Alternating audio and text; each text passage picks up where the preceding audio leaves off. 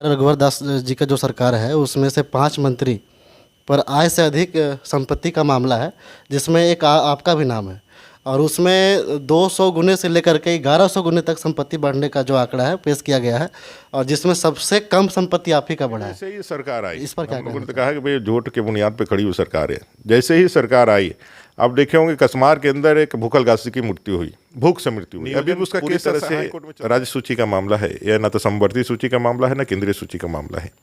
और राज्य अपने नागरिकों के लिए कैसे नौकरियों में प्राथमिकता देगा, कैसे उनको नियोजन देगा, यह पूरी तरह से विशुद्ध रूप से राज्य का फंसा करके उनको जबरदस्ती विदाउट लॉ जा करके, आइन के खिलाफ जा करके उनको कोर्ट के शरण में ले जाया जा रहा है। जो नहीं किया उसको डर क्या है?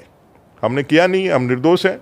अब जब चाहिएगा तब हम कानून के पूरा सम्मान के साथ उसके पास खड़ा रहेंगे और अपने चीज़ों को बताने के लिए तैयार हैं।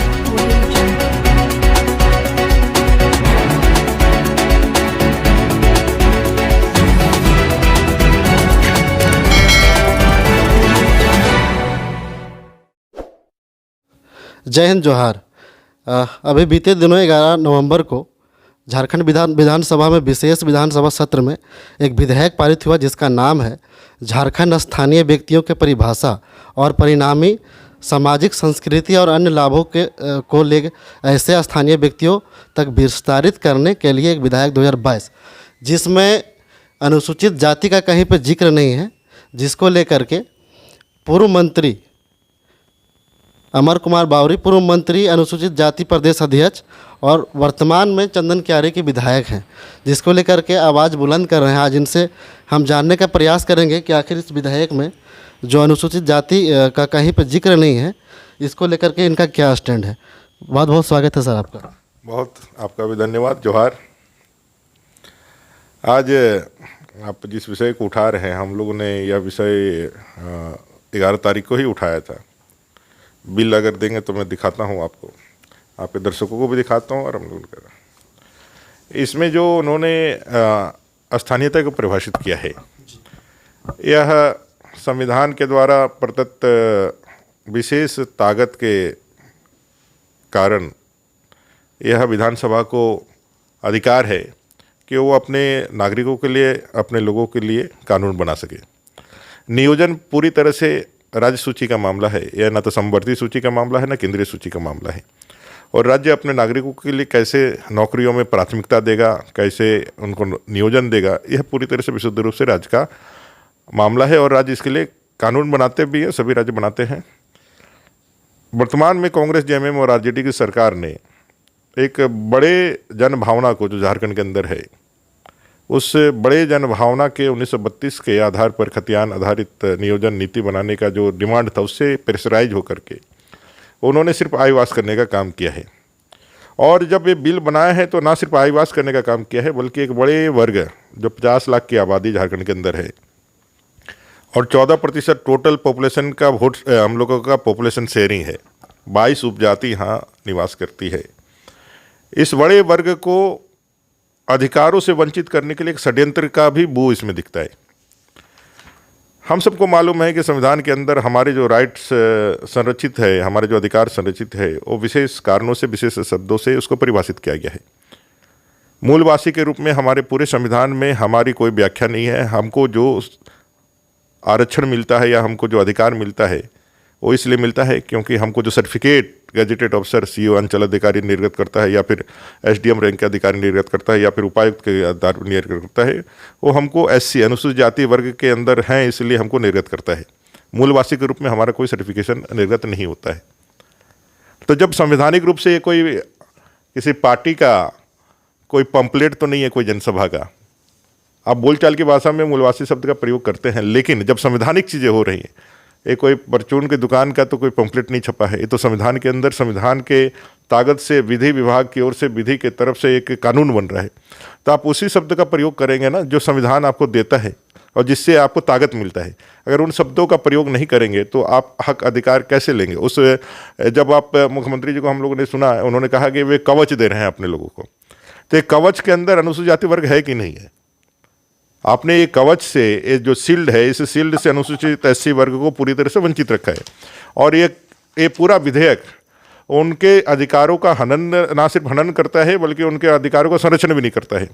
और एक कानून यदि पास हो जाएगा इसी तरह से, अगर यदि यह सरकार इसका संशोधन बिल नहीं लाती है, फिर से बुला कर संशोधन नहीं करती है और एक कानून पास हो जाता है, तो 50 लाख के दलित जो यहाँ निवास करते हैं, जो भूमिहीन है, जो यहाँ का 14% पॉपुलेशन का शेयर करते हैं, उनके जीवन के लिए काला अध्याय होगा। और बाबा साहेब के सपनों का समता युक्त जो एक सामाजिक व्यवस्था और समता युक्त एक विकास का जो हम लोग का समतामूलक जो उन्होंने जो कुछ कारक उन्होंने समाज के लिए अधिकार के रूप में संविधान के अंदर दिए हैं, उसका भी हनन होगा। एक और महत्वपूर्ण सवाल है सर, जो वर्तमान सरकार है राष्ट्रीय जनता दल, जेएमएम और कांग्रेस की, ये अपने आप को दलित हितैषी कहती है, लेकिन इन 3 सालों में दलितों पर अत्याचार, मर्डर और बलात्कार के जो आपराधिक मामले हैं उसमें ग्राफ बहुत ऊंचा गया है। इस पर क्या कहना चाहेंगे? देखिए, जैसे ही सरकार आई, हम लोगों ने तो कहा कि भाई झूठ के बुनियाद पे खड़ी हुई सरकार है। जैसे ही सरकार आई, आप देखे होंगे कसमार के अंदर एक भूखल घासी की मृत्यु हुई, भूख से मृत्यु हुई। अभी भी उसका केस हाई कोर्ट में चल रहा है। अभी भी हाई कोर्ट ने उसका संज्ञान को लेकर के अपना पर्सनल रेफरेंस जो है यहाँ के मुख्य सचिव तक को करा है, और उसी के आधार पे 2-3 दिन पहले फिर से उनका एक आया है कि भाई आप भूख से डेथ वाले को क्या परिभाषित, कैसे परिभाषित करना है। अभी तक चल रहा है वो मामला। भूखल घासी की मृत्यु हुई, हम लोगों ने विधानसभा के अंदर उठाया, बताया कि भाई इस तरह से उनकी मृत्यु हो रही है और वहाँ अनाज नहीं है। सरकार अंदर में, सदन के अंदर में ये घोषणा करती है, आलमगीर आलम साहब संसदीय कार्य मंत्री वो घोषणा करते हैं कि आगे से उसके परिवार के साथ कुछ नहीं होगा, और 6 महीने के अंदर 3 और लोग दम तोड़ देते हैं। ये तो सरकार का है। आप देखे होंगे चीरुडी चामदाड़ा के अंदर महादलित तूरी परिवार, ऐसे 20-25 लोग थे, उनका घर था, 7 एकड़ की ज़मीन थी, लेकिन वहाँ दबंग अल्पसंख्यकों ने उनको मार करके वहाँ से भगा दिया था, और 41 दिन तक वो खुले आसमान के नीचे रहे। भारतीय जनता पार्टी, अनुसूचित जाति मोर्चा, भारतीय जनता पार्टी वहाँ लड़ाई लड़ी। अनुसूचित जाति आयोग, राष्ट्रीय आयोग को हम लोगों ने इंटरवेन कराया, तब जा करके उनको 41 दिन के बाद उनको उनके घर पे वापस उनको जाने का अधिकार मिला, और अभी वहाँ आवासित है। आप देखे होंगे संजू प्रधान को गोकसी के मामले में उन्होंने कुछ विरोध किया था, किस तरह जिंदा जला के मार दिया। गोविंद तुरी को आपको याद होगा, साहिबगंज के अंदर थाने के अंदर चोर बोल करके मार करके हत्या कर दी गई। आप मुरू माती को देखे, पांडु के अंदर अभी ज्वलंत है, 71, 72, 75 दिन हो गए। आज़ादी के 75 साल में देश अमृत महोत्सव मना रहा है, और वो महादलित मुसहर परिवार को, उसके घरों को जमींदोज कर दिया गया, मार करके उनको भगा दिया गया, उनके गाड़ियों में चढ़ा करके भेज दिया गया। अब प्रशासन कह रहा है कि भाई इसको मैनेज कर लीजिए। अगर इसी तरह यदि कंप्रोमाइज़ हम लोग करते रहे और डेमोग्राफी चेंज होने से यदि हम अपने आप को अब कदम को पीछे हटाते रहे, तो एक दिन अरब सागर में भी हम लोग को रहने का जगह नहीं मिलेगा। इसलिए मुरु मातू के उस पीड़ित परिवार के साथ संवेदना रखते हुए अनुसूचित जाति राष्ट्रीय आयोग यहाँ आया। बोलने के बाद भी अभी तक सरकार ने कुछ नहीं किया है, और उस परिवार के साथ खड़ा होने के लिए हम सब लोग तैयार हैं। और उस परिवार ने कहा है हम मर जाएंगे लेकिन दूसरी जगह विस्थापित नहीं होंगे, हमारा पैतृक जहाँ पर है हमको वहीं पर स्थापित करना होगा, और हम सब लोग उसके लड़ाई के साथ हैं। लेकिन अभी सरकार क्या कर रही है? जो भी उनकी आवाज़ बनने का उस गरीब, अब संविधान ने ताकत दिया है हमें, लेकिन संविधान की ताकत का प्रयोग या उपचार करने का साहस या ज्ञान उन दलित परिवारों तक नहीं है ना।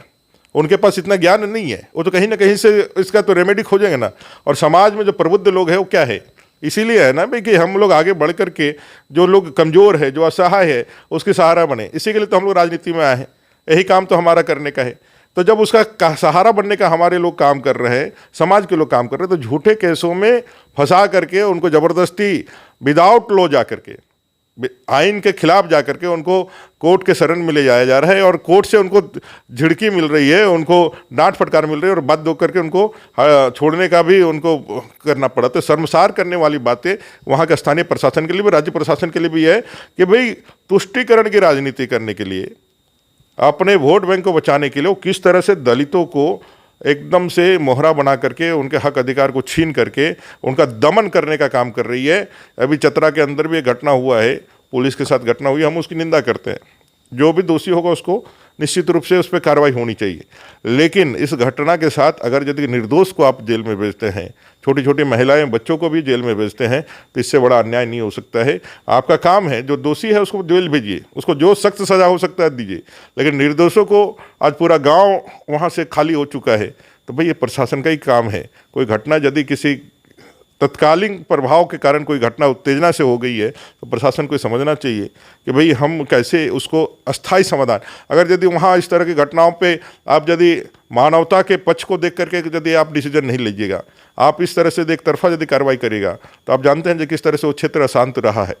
फिर उन ताकतों को बल मिलेगा जो असामाजिक लोग हैं, फिर उनका संबल बनने का ढोंग रच करके वो आपके खिलाफ उनको भड़का करके और जो हमारी व्यवस्था है, हमारे जो मुख्य धारा है उसे तोड़ने का काम करेंगे, फिर वो जंगल और इसकी बात वो करेंगे। इसलिए मेरा ये आग्रह होगा स्थानीय प्रशासन से, जो घटना हुई है उसकी सब लोग हम लोग निंदा करते हैं, लेकिन उसका मानवीय पहलू को देख करके भी आप ऐसे कार्य करें कि निर्दोष के ऊपर कोई कार्रवाई ना हो, निर्दोष को जेल ना भेजा जाए। छोटे छोटे बच्चों को बाल सुधार गृह तक भेज दिया गया है, ये कहीं से भी अच्छी बात नहीं है, इसका भी थोड़ा ध्यान रखना चाहिए उनको।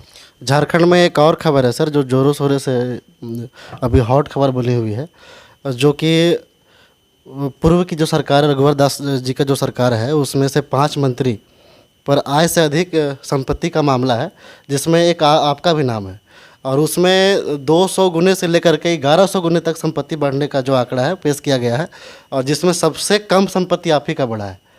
इस पर क्या कहना चाहेंगे? अभी सरकार के पास 34 महीने के बाद, लगभग 34 महीने हुए हैं, रघुवर दास जी की सरकार के खिलाफ कुछ भी उनको नहीं मिला, भ्रष्टाचार के कोई मामले नहीं मिले। तो उन्होंने एक PIL को आधार बनाया है, जो उस समय चुनाव जैसे ही संपन्न हुआ था तो हम लोगों ने जो डिक्लेरेशन दिया है, जो हम लोग हलफनामा दाखिल करते हैं, जब भाई हमारी ये 2014 के अंदर ये संपत्ति थी और 2019 में हमारी ये संपत्ति हुई है। 2014 के पहले मैं एक स्टूडेंट था और राजनीतिक जीवन में था। 2005 से मैं अपना PG करते करते मैंने राजनीति शुरू की और 2005 में पहला चुनाव लड़ा, 2009 में दूसरा चुनाव लड़ा, 2014 में चुनाव। मेरा कोई आर्थिक पक्ष नहीं था, मेरा आय इनकम का कोई सोर्स नहीं था। हमारा परिवार और समाज, इसी के माध्यम से हम अपना राजनीति करते थे। तो 2014 में जो डिक्लेरेशन दिए थे उसमें तो जाहिर सी बात है, जब आपके पास इनकम ऑफ सोर्स नहीं रहेगा तो आपके पैतृक 7,33,000, हाँ, आपके पैतृक संपत्ति का जो डिक्लेरेशन है वही आपके पास रहेगा। जो पैतृक संपत्ति था उसमें कुछ देता और कुछ अपने हाथ में कुछ पैसा वैसा था, उसको मिला करके हम लोगों ने डिक्लेरेशन दिया था वो 14 में।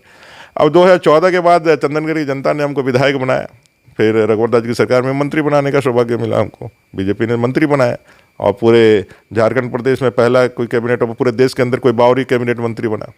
तो यदि हम बात करें पूरे देश के अंदर में बहुत बड़ा आबादी है, लेकिन पहला कैबिनेट मंत्री हम बने। और 2014 से 2019 तक हम लोगों ने निष्कलंक और एकदम बेदाग सरकार हम लोगों ने जनता के लिए काम किए। लेकिन इस बीच में क्या हुआ, जहाँ मेरा एक भी इनकम का सोर्स नहीं था, मेरा इनकम का सोर्स हो गया। लाख रुपये से ज़्यादा तो मेरा अकाउंट में मैंने सैलरी आ गया, तो करोड़ रुपये तो मेरे सैलरी से आ गए। और जो पैतृक संपत्ति मेरा 2014 में जो हमने डिक्लेरेशन किया था, उसका मार्केट वैल्यू अभी 2019 में उसका बढ़ गया। तो और एक गाड़ी हमने लोन पे ली हुई है, उसका एक पैसा उसमें जुड़ गया, सब मिला करके पैसा आया है। तो भैया जहाँ मेरा कमाई सिफर था, शून्य था, जहाँ हमारे पास आर्थिक स्रोत नहीं था, वहाँ लाखों रुपये यदि मेरे को वेतन में, और वेतन तो सरकार ने ही दिया है, व्यवस्था ने नहीं दी है, और मेरे इसमें आया हुआ है, इसके अलावा मेरे पास कुछ नहीं है। आप अगर यदि उसको सब चीज़ का आकलन करेंगे तो देखेंगे जब भाई ये तो कुछ भी नहीं है। लेकिन चूँकि वो PIL जो उस समय दाखिल किया गया था वो अभी तक डिफेक्ट के रूप में माननीय कोर्ट में पड़ा हुआ है, माननीय कोर्ट ने उसमें कुछ भी कार्रवाई का आदेश नहीं दिया है। और ऐसे कई मामले यहाँ पूरे झारखंड के अंदर पड़े होंगे जो PIL में होंगे, जिसमें कई मामले हमारे संज्ञान में, आपके भी संज्ञान में होगा, जो पड़ा हुआ है। अगर यदि इस सरकार की मनसा साफ रहती तो जितने PIL है सब पे जांच बैठा देती, लेकिन हम लोगों के ही PIL पे क्यों जांच बैठाया? दूसरा क्या है कि जिस पैरवी कार का PIL है, उस पैरवी कार के जो एक PIL माननीय मुख्यमंत्री जी के ऊपर भी था, और माननीय मुख्यमंत्री जी के सेल कंपनियों पर सुप्रीम कोर्ट में इसी पैरवी कार वकील के खिलाफ इन्होंने वहाँ सुप्रीम कोर्ट में पैरवी करके और वहाँ उस PIL को उन्होंने रोका और उसमें राहत ली, और उन्होंने एक क्वेश्चन के साथ सतमे योजे थे। तो जिस पैरवीकार के आपके ऊपर जो केस किया था, आपने सुप्रीम कोर्ट में उसके खिलाफ जिरह करके इस बात के लिए एक सुप्रीम कोर्ट को आपने मना लिया कि भाई ये आदमी गलत है, इसका काम ही इस तरह करना है और लोगों को फंसाना है। एक तो आपने वहाँ से ले लिया, फिर उसी के PIL को जब आप ये जानते हैं, जो आपके विरुद्ध जब करता है तो आप समझते हैं कि जो आदमी गलत है, और जब वही आदमी जब हम लोग के ऊपर करके रखा हुआ है तो उसी के PIL को आधार बना करके हमको जो है आपने इसमें शामिल करने के जांच का आदेश दे दिया। तो ये पूरी तरह से दिखाता है कि अभी जो राजनीति चल रहा है इसमें उनकी हताशा भी है, और कहीं ना कहीं बीजेपी को दबाव बनाने के लिए कुछ मिल नहीं रहा है, तो कहीं एक कहने के लिए भी कुछ हो जाए। तो हम लोग हमेशा जांच का स्वागत किए, हम लोग जब भी जांच होगा हम लोग तैयार है, और जांच में देख लीजिए दूध का दूध और पानी का पानी हो जाएगा। अगर अमर बावरी ने कुछ गड़बड़ किया होगा तो निश्चित रूप से कानून की कसौटी में कसा जाएगा, और उस पर जो भी उस पर जो दंड होगा हम लोग हमेशा तैयार रहेंगे। लेकिन इस तरह से बेजा अपने शक्ति का इस्तेमाल हम लोग नहीं करने वाले, जो अपने को बचने के लिए। जो करता है वही डरता है, जो नहीं किया उसको डर क्या है। हमने किया नहीं, हम निर्दोष हैं। अब जब चाहिएगा तब हम कानून के पूरा सम्मान के साथ उसके। झारखंड में दलितों का एक आवाज़ के रूप में आप उभर कर आ रहे हैं, और झारखंड में जितने भी दलितों का जो एट्रोसिटी का मामला है उसको बहुत प्रमुखता के साथ उठाते हैं। कहीं ये तो सारा चीज़ नहीं है जिससे सरकार आपको टारगेट पे ले रही है? देखिए, जिस काम के लिए भारतीय जनता पार्टी ने मुझे दायित्व दिया है अनुसूचित जाति मोर्चा के माध्यम से काम करने के लिए, और जो बाबा साहेब आम्बेडकर को जितना जाना है और जो समझा है, हमें अपने लोगों के लिए आवाज़ उठानी है। जहाँ भी अन्याय होता है उसके खिलाफ आवाज़ उठानी है। और दलितों पे इस सरकार के अंदर जितनी ज़्यादा उस पर जो मैं कह सकता हूँ अत्याचार हुआ है, वो बयान करने वाला नहीं है। मैंने पहले भी आपको बताया कि किस तरह की घटनाएं हुई है, और यहाँ 5300 से ज़्यादा महिलाओं के साथ दुराचार हुआ है। तो आप निकाल के आंकड़े देखें तो दुराचार होने वाले में सबसे ज़्यादा संख्या किसका है? दलित आदिवासी बेटियों का ही सबसे ज़्यादा संख्या है। उसके खिलाफ सरकार के विरुद्ध हम लोगों ने सदन में भी आवाज़ उठाया, सदन के बाहर भी आवाज़ उठाया। जब इस सरकार ने एससी बच्चों को विदेश जाने के मौके से वंचित किया, तब भी हम लोगों ने आवाज़ उठाया, यहाँ से लेकर सदन तक आवाज़ उठाया, और प्रखरता से आवाज़ उठाया, और इस सरकार को झुकना पड़ा और उसको भी शामिल करना पड़ा।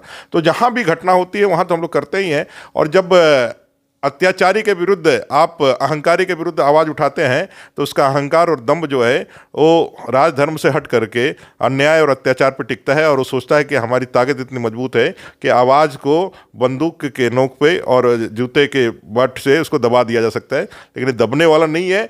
क्यों?